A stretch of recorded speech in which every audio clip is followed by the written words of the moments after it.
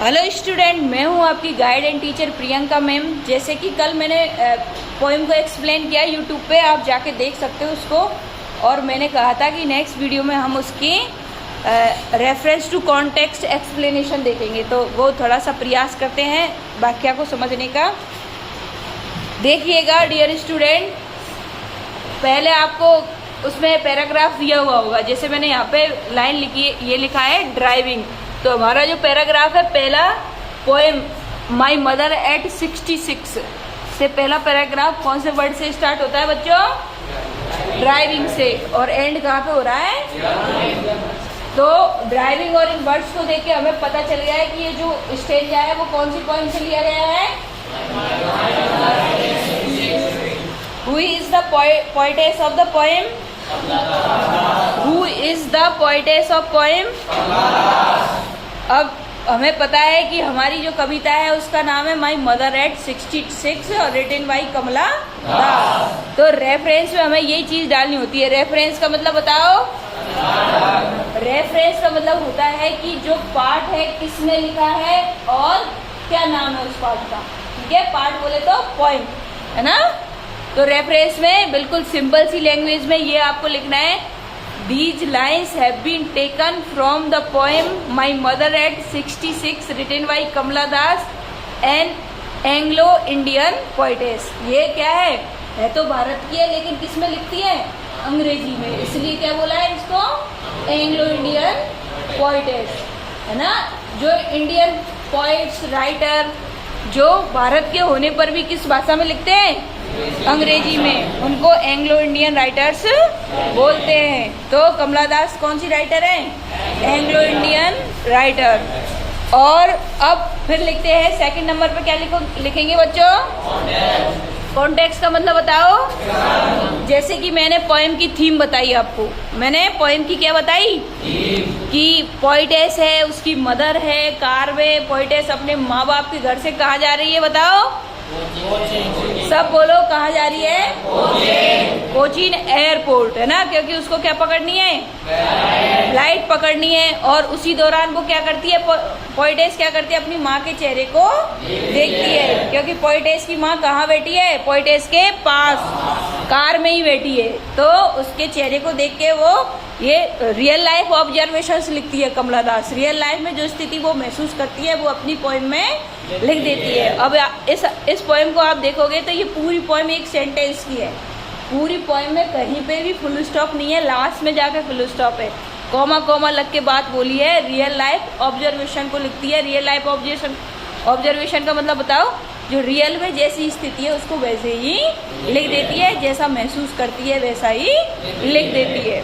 तो पोएम का कॉन्टेक्स्ट हमें पता चला कि पोइटेस की माँ है, बुजुर्ग हो गई है। बुजुर्ग होने का वो पोइटेस महसूस कर रही है कि उसकी माँ कैसी हो गई है। और बुजुर्ग हो जाते हैं तो एक डर ये भी होता है कि हमारे पेरेंट्स हमें छोड़ के नहीं चले जाएं। तो वही स्वाभाविक डर पोइटेस को भी सताने लगता है। तो कॉन्टेक्स्ट में इसको बनाएंगे हम। देखो, इन दिस स्टेंजा, बोलो in this stanza poetess tells about how she feels when she saw her mother is becoming old। यह पद्यांश में कवित्री हमें ये बताती है कि उसे कैसा महसूस होता है जब वह देखती है कि उसकी माँ क्या हो रही है? बुजुर्ग हो रही है। क्या हो रही है? हर मदर फेस वॉज डल, उसकी माँ का चेहरा कैसा था? ग्लोलेस, है ना। डल का मतलब क्या होता है? मन। ग्लोलेस एंड कलरलेस। कलरलेस का मतलब बताओ?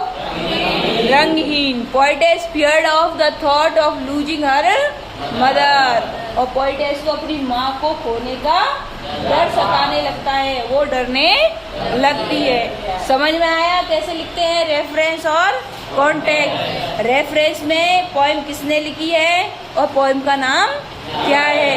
कॉन्टेक्स्ट में पोएम की विषय वस्तु क्या है उस पर्टिकुलर स्टेंजा की, वो लिखते हैं। सिंपल सिंपल सेंटेंसेस बनाएंगे और अपनी बात को उसमें अब आगे एक्सप्लेन करेंगे। देखो, जैसे एक्सप्लेनेशन का मतलब बताओ, किसी बात को बड़ा चढ़ाकर कह देना।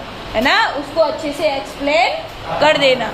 In these lines poetess tells us, हमें बताती है, बोलो इन दीज लाइन्स, इन लाइनों में, इन पंक्तियों में, पोएटेस यानी कवयित्री, टेल्स अस हमें बताती है, about her mother, her mother's condition, अपनी माँ की स्थिति के बारे में बताती है।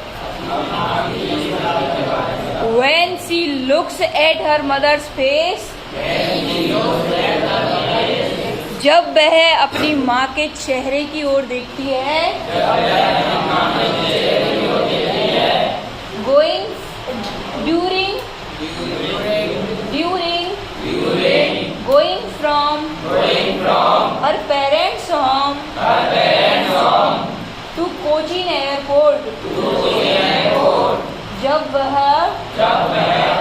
अपने माँ बाप के घर से कोचीन एयरपोर्ट जाती है, तो अपनी माँ को देखती है और रियलाइज करती है कि कवित्री की माँ बुजुर्ग हो चुकी है, उनका चेहरा बिल्कुल डल है, कलरलेस है। इसी बात को हमने बढ़ा के लिखा है इसमें, देखो, है ना। सी सा her mother is old now, वह देखती है उसकी माँ अब बुजुर्ग है।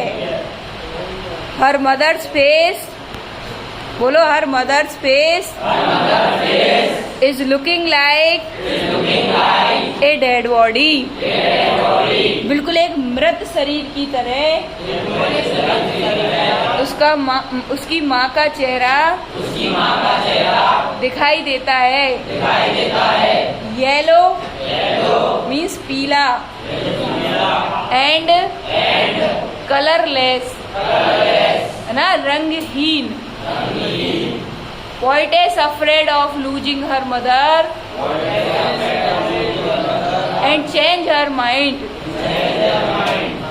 कवित्री इस थॉट से डर जाती है कि उसकी माँ उसे छोड़कर चली ना जाए, और कवित्री अपना मन बदल लेती है, और क्या करती है बताओ, बाहर गाड़ी से बाहर देखती है ना, पेड़ पौधों को और बच्चों को खेलते हुए। तो ये पहला स्टेंजर इस तरह से उसकी एक्सप्लेनेशन करते हैं। Thank you, have a nice day. इसी इंटरेस्टिंग तरीके से पढ़ने के लिए क्या करना है, चैनल को, वीडियो को क्या करना है, वीडियो को क्या करना है, और नोटिफिकेशन बेल को क्या करना है, ऑन करना है, ताकि क्या सारे आने वाले वीडियोज का क्या मिल जाए, आपको नोटिफिकेशन मिल जाए। Thank you, have a nice day.